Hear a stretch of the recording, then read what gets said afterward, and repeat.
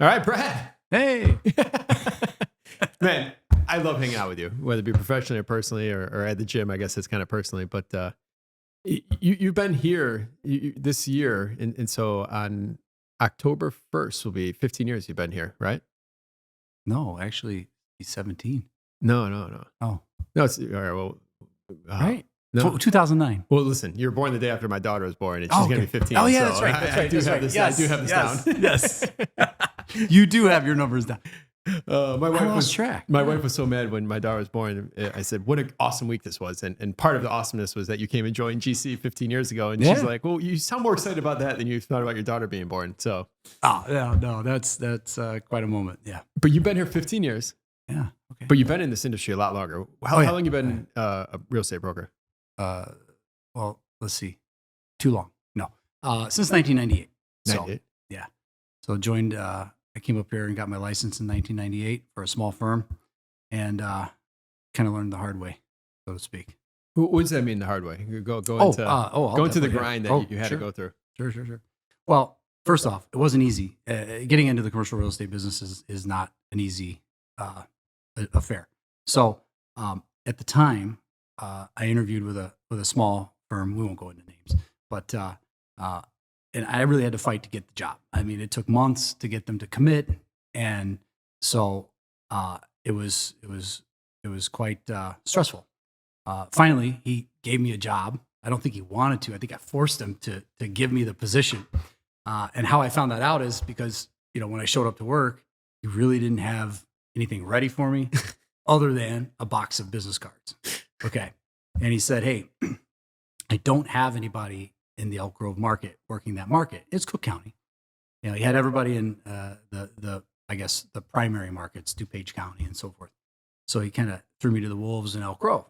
And so it wasn't a bad thing because obviously business came easy. Door knocking, I just found like multi-tenant properties and hit as many doors as I could. And, I was afraid that people would like chase me out of there thinking I'm a vacuum salesman. But no, they it was actually quite informative. Like people would open up and talk to me about their real estate plans and so forth. So it was wasn't as hard as I thought it would be. And then of course I just developed a following that way because people opened up and said, "Hey, our building's too small. We need a larger building. Can you help us out?" So I pretty much just learned how to locate properties that would work for their needs. And next thing you know, I built my book of business that way. And in some cases, actually how I met you, if you recall, you had a building pop up over on Howard in Elk Grove. In like, what was that, 2004? Was it or 5 or somewhere in there? Yeah. And I was like, "Who's this guy? Who's this GC Realty? Like, I've never seen this before." And so I called you and you were super nice. And I was like, "Oh man, I don't know if this guy's, I don't think he's a commercial guy. He's way too nice to be a commercial guy." So that I got a kick out of. But in some cases in those areas, in some cases I had like 3 and 4 buildings at a time on those streets: Howard, Jarvis, Lewis, and all those. And that's just how I began. Everybody saw my signs and they said, "Well, you sold that building, come sell mine. What's mine worth?" and so forth. So that's just kind of how I evolved in the business back then. Well, what's interesting is at the time, your first managing broker put you in Elk Grove, almost out of like, just go over there and play. Yeah. But you've turned that into a 25-year career where you've made all your money and all your relationships in Elk Grove, and it's actually done wonders for you. Yeah. Like, so it's amazing. Sure. Like one man's garbage and another man's turned into your treasure. Like that's crazy. But I don't want to, because a lot of the people that are listening here are realtors, and I don't want to gloss over what you said. Getting into on the commercial side is very different than getting onto the residential side. And I experienced that myself. I would literally have a client. I actually find somebody that needed a space. My whole goal when I got into real estate was to be in commercial. That was our number one goal. We've went a bunch of different ways. We do property management now, but that was the number one goal. And the ability to get your foot in the door. It still is in a way, an old boys club or whatever you want to call it. But fraternity. But if you think about this, there's, I think right around, and I think last year's number might be old, but there's about 25,000 licensed real estate agents in Illinois, in the Chicago market. I'm sorry. And there's probably only about 200, 300 commercial agents doing 80% of the transactions. Right. So think about like that. So just Sure. from the size and the space and the scope of what you're up against. And these guys have been for years, like you, in a particular niche, spending $20, $30, $40, $50,000 a year on outbound marketing, building those relationships. I think you told me one time you've sold the same building 2 or 3 times. Yeah, 3 times. Yeah. Yeah. So the ability to get in, is extremely difficult. It actually was very discouraging for me at first, where you literally would call on a sign, and because that listing agent didn't know who I was, they just never called me back. True. Unfortunately, yes, that does happen. Yes. Well, so but I saw that as an opportunity. I said, man, if all I got to do is find a way to get signs up and then call people back, Right. there's so much opportunity here. You're absolutely right, and that was one of the main compliments that we got early on when we started working together, because we put our cell phones on the sign, and people will call us direct, and not get the company line, leave a voicemail, and 2 days later the broker calls you back. That is pretty much how it works. But we did put our own cell phone numbers out there, and people would call us, and we drop what we were doing and get out there to show the property. I mean, that's the name of the game, right? We obviously want to do as much as we can to get the property sold. So, and you're right, it did set us apart from the rest of the field, and still does today. But now it's more, text or email and so forth. But it is hard to get brokers to call you back. They're busy. They have all these different excuses, of course. But I guess if they recognize you and they know who you are, they're more likely to call you back sooner than later. If they don't know who you are, just move on to the next deal or whatever. It's just how it is. I don't know how to explain it. That's highlighting another differential. A commercial broker is more Monday through Friday, Absolutely, 7, 8 in the morning to 4 to 6 o'clock at night. And summer Fridays are pretty light. No, it's funny that you say that. Actually, this last Friday, I'm showing my age here too, by the way. But last Friday, I got a call like 3:30 from a property owner here in Roselle, and she says, "Hey, I want to put our building for sale. We want to sell it very quickly." She left me this on a voicemail, and I call her back, and I'm like, "Okay, I know exactly who you are," and I go, "Because I sold you guys the building back in 2005," and she goes, "Oh my God, that was before my time," and she goes, "But I'm glad I called you because I just interviewed 2 other real estate agents that did not know anything about the building, the process, and I felt they were not the appropriate people. So here it is. It's 3:30 on a Friday. I said, hey, I'm 2 minutes away. I can come right over. I dropped what I was doing. I went over and I met with her, and she was happy that she found somebody that actually kind of knew the market, knew what he was talking about. And it was a good conversation. She said, I'll sign your agreement right now. I said, well, I didn't bring it. So I said, we can still move forward, of course, but any of those sales coaching coaches out there right now are thinking, how does the guy not have a contract? That is like they're cringing. Well, I just went over to at least put a face to a name and get her coverage, because she found me online. She said, after meeting with those 2 other brokers, one of them asked for a 2.5-year listing agreement and told her she was going to have a tough time selling it in this market. And I said, no, that's absolutely not true. But that's a prime example of why you don't hire both were residential agents. She goes, I went to their website and all I saw was homes. And I'm like, yeah, that's the problem in our industry. A lot of people want to pretend to be something they're not, and I come from the whole, wear one hat, wear it well. And you know how I am. And so that's a prime example of why you don't cross over and pretend. You wouldn't want to hire me to sell your house. Trust me, you wouldn't. So I know you get a laugh out of that. But so at the end of the day, she was ready to go, and we got the property on the market. And I sent her an agreement at 4:15 on a Friday. Yes, most brokers are probably, and that was a nice day. It was sunny, nice, probably on the golf course, whatever. But I do enjoy what I'm doing, and I work all hours. I get texts and calls, and I answer calls and texts at night, and not calls. But 9 o'clock, if I'm on my phone and I see a text come through, and if I'm inclined to answer it, I will. But I enjoy that part of the business. So, it's important. Yeah, that shows how unique you are. We've done some pretty different things over the years. I remember after the market crashed, so 2008, 9, and we started putting warehouses on Craigslist. And Oh, we, yeah. and we Yeah, killed yeah. it. Yeah, Oh, we yeah, killed no, it, and that everyone was- else thought we were crazy. Yeah, and you do have to kind of weed out the riffraff, of course. There are some uses that don't quite work out, but I'm amazed that I used to the majority of my deals that I've done through that avenue were out of state, mostly out of state. People coming to this area and they find my information that way, and it was the strangest conversation to have. It's like, oh, okay. Who told you to go to Craigslist to try to find properties in Chicagoland? It's like, I don't understand that. But regardless, it was very fruitful. Not so much anymore, though. I haven't, I put a few ads out there maybe 18 months ago, and nothing came of it. So I think it ran its course. Well, I think at the time, there's a lot of, what I got most satisfaction about was a lot of people bash us for that. And people like our Sure. competitors would say, hey, don't go with them. They post on, they actually kind of look down at us. Yeah. If you're only putting the building on Craigslist, you might have some problems, but no, it's just an added avenue for exposure. That's all it is. But later on, those competitors, I mean, they're about 2 years behind. We saw them posting too, and that was the greatest satisfaction. Oh yeah, right. Yeah, they came and went, but yes, it was a good avenue at the time. But I haven't used it. You don't need to now. I mean, there's so many other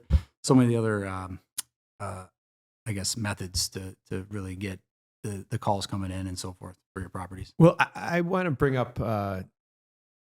I get calls from residential realtors all the time that a lot of them I just help out, or they know to call me as a resource, but they have specific uses that are just tougher to get approved or tougher to find spots than others. What are some of those uses on the commercial side that it's like, that's not even worth, it's not worth the time to run with, because to get that done is going to be very difficult.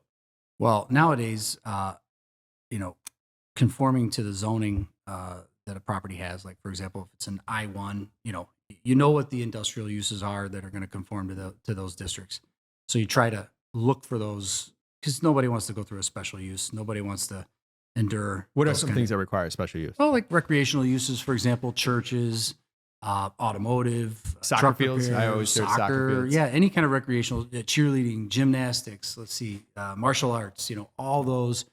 I always tell people when they inquire, well, go to a retail district. Go to I know they want to save a little money and pay the former industrial rate, which back in the day was $7-8 a foot. Now we've caught up to resident. Retail's came down and industrial's gone up. Yeah, right now you're paying across the board. You're paying $12, $13, $14 a foot, regardless if it's a warehouse, a dump, or a nice facility. Yeah, you're going to pay the premium. But so what are some other uses that are difficult to get done? I know back in any automotive is always difficult, and that's difficult because usually the requirements to have specific drains inside. A lot of cities don't even allow vehicles to be inside. Am I quoting that right? Yeah. No, you're right. Yeah, a lot of them have different guidelines when it comes to automotive, but it's an integral part of the economy is to have auto repair, truck repair, and that's what I do run with a lot of, especially truck repair.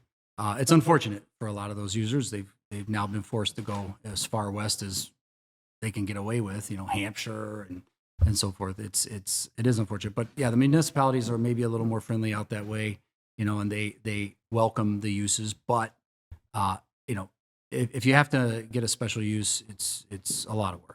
So you want to try to avoid it. Daycare is another one that requires special use. Mm-hmm. What about restaurants? Do restaurants typically require special use, or is it more of an alcohol thing if you need alcohol? No, you just stay where they're permitted. I mean, you're not going to open a restaurant in the middle of an industrial park anyway. But I see it all the time though with breweries now. That's different story. And they do require special uses for those. Yeah, absolutely. So those do require. Okay, I didn't know that answer. Okay, yeah. Well, that's interesting.